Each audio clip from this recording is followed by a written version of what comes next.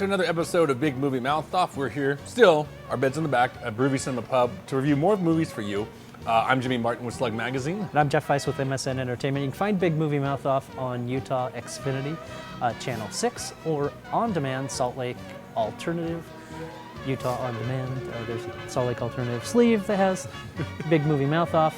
New and old reviews, who knows? Perhaps that's how you found this review. Well, this review. This is another Christmas release because... Yes, because nothing shrieks Christmas like Quentin Tarantino. Well, Quentin Tarantino, yep, that's it. Quentin Tarantino's latest, Django Unchained, which kind of takes the character, or even just the name, I would say, from a former series, and has brought it into, I guess, his universe. And it's a Western set in slave times. It's actually 2 years before the Civil War. And basically the film starts out, Jamie Foxx, who plays Django, is on a chain gang of slaves being transported, comes across a man claiming to be a dentist, played by Christoph Waltz. I think his name is Dr. King, if I remember right. And so, lo and behold, we soon find out that he is not a dentist. He's actually a bounty hunter looking for Django to find 3 people that are wanted. Yes, notorious slavers that only Django can identify. Yep, that's the way he needs them, because he knows the names but not the identities, so he brings Django along on the adventure. And he's from Germany, so he's not really keen on the whole slavery thing. So he makes a deal, more of like a partnership, to where if you help me find these individuals, not only will I teach you how to become a bounty hunter, I will help you get your wife back, who has been sold to another slave owner, played by the devilish and nothing you've ever seen before from this actor, Leonardo DiCaprio. And it's kind of just this wild adventure of, I guess, Tarantino now taking on the classic Western genre. Do you know what a bounty hunter is? You kill people, and they give you a reward. Better they are, bigger the reward.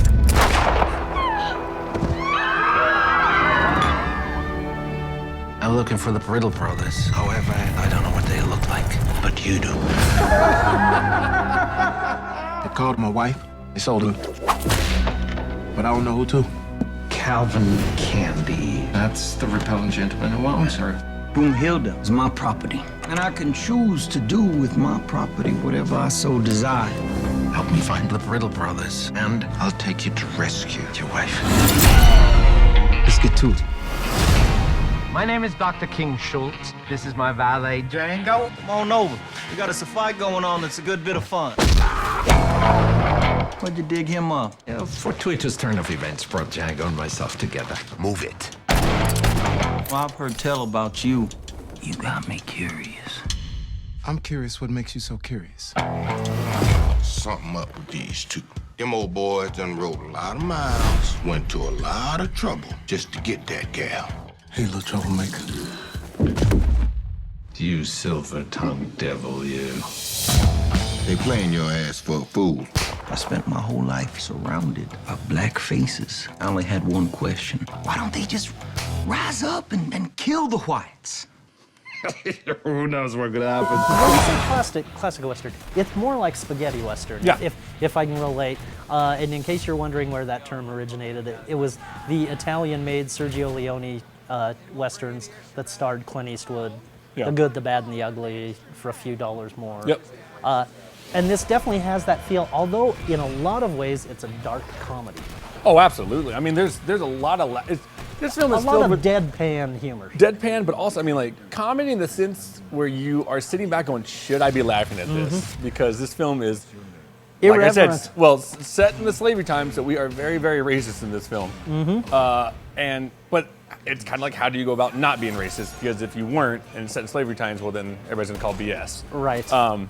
But yeah, be prepared to be offended, but also Tarantino wants you to laugh at some things. You know, I guess the ignorance that existed back then is definitely poked at. Clearly. But what I want to start talking about is the performance in this film. You know, I was concerned when Jamie Foxx was announced. I like Jamie Foxx a lot, but there were some other names tossed out there that I thought may have been better. And he does an okay performance, but it's kind of like what we were saying with Les Miserables with Russell Crowe. He's good, but he's completely outshined by co-stars, in particular Christoph Waltz and Leonardo DiCaprio. And Samuel L. Jackson. Absolutely, yeah, for sure. And for me, I almost say I love Christoph Waltz in this film. He's one of my favorite supporting actors of this year, and you could tell that if anybody can write for Christoph Waltz, it's Tarantino. I mean, the guy got his Oscar from Inglourious Basterds, And so now he's written another perfect role for Christoph Waltz, where the more fun in this film for me is watching Leonardo DiCaprio become one of the most hated characters. He's despicable. He's the worst, and he does such a great job at it. You know, I've always had this issue with Leonardo DiCaprio, where I always saw, and it sounds mean, more of a boy than a man. You know, maybe because we saw him grow up, and even like with Inception, I'm like, okay, now I got a little bit. And as much as I wasn't a huge fan of J. Edgar, now I'm like, okay, now you're taking on adult roles, which I can really start respecting. But now this one, like, it's pushed him over the top for me. Of you are not only an adult actor, but you can be hated. Absolutely, This is not Jack from Titanic. It's a good step in his career. What's your name, boy? His name is Django Freeman. Where'd you dig him up? Well, fortuitous turn of events brought Django and myself together. I've heard tell about you.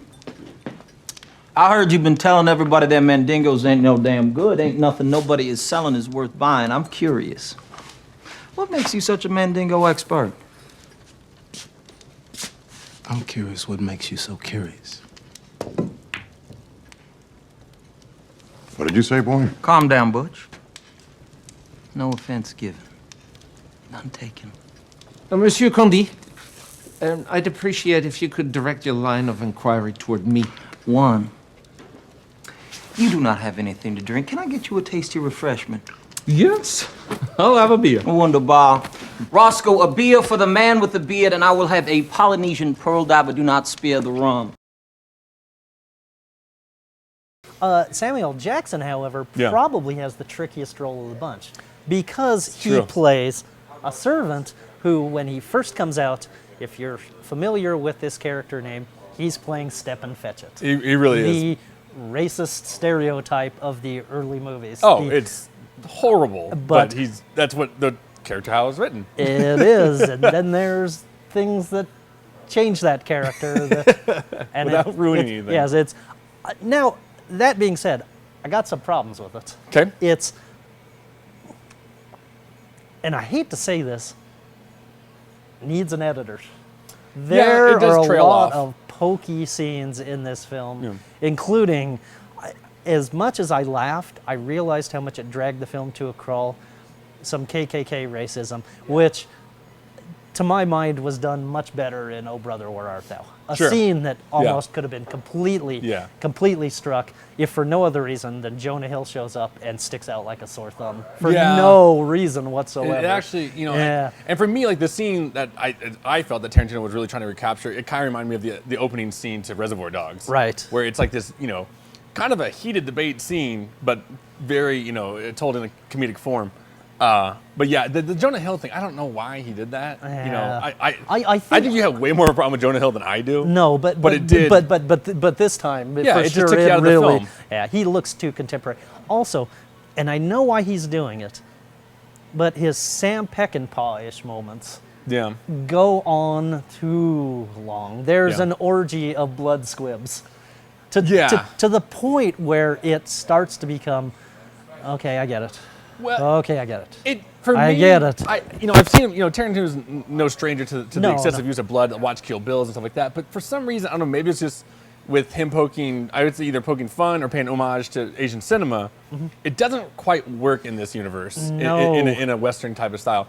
I still, you know, I love him for doing it because I kind of get a laugh out of it. But yeah, it didn't work as well. No. And there is a lot of blood. Yes, blood squibs galore. Whoever creates blood squibs in Hollywood, your 2012 was made by Quentin Tarantino. Your company will survive another year. Yes, exactly. He is your cottage industry. Another part of it that I did like it was the cinematography because it did, you know, I think it paid really good homage to these westerns. You know, these Absolutely. fast zooms and as well as the score. yeah, the score is great too. Well, Except, yeah. well, you say score, but I really want to separate score from soundtrack, Right. Because the score's it's great, it sets the tone. But where it's absolutely, soundtrack, it's yes. he starts using like a Jim Croce song, if I remember right, and I'm like, okay, like that's kind of funny, like, you know, it's definitely, you know, not right for the time period, but fine. And then he starts using like these hip hop songs that just again, it's like Jonah Hill sitting there takes me right out of it, you know. So those are definitely problems I have with it. I think I liked it more than you. You did, but you did, and I didn't hate it. Yeah, I'll say that. Some strong performances. I wish it were shorter, and it needed an editor for me. 2.5 stars for me. Yeah, I think I'm not that far ahead of you. I'm 3 stars for it. You know. Yeah. If you're a Tarantino fan, it's definitely worth seeing. Oh yeah, I mean, Tarantino fans are gonna love this film, and I think, you know, maybe my biggest disappointment, because I think one of my favorite films of Tarantino, I mean, there's always Pulp Fiction, but Inglourious Basterds was so well polished, so just from beginning to end, for me, remarkable. Absolutely. And I was kind of hoping he was gonna keep that streak alive. Yeah, it's a much tighter, better focused film than this one is. And so, but you know, you can't win them all, and you know, and like I said, it's not like he failed by any means, but no. But it's not that caliber of a film. It's a little leaky. Yep. So there you go. You know, another Christmas film, Django Unchained, if you want to check it out. And we'll be here, beds in the back. We'll be here at Movie Cinema Pub to review more films for you, and we'll catch you next time.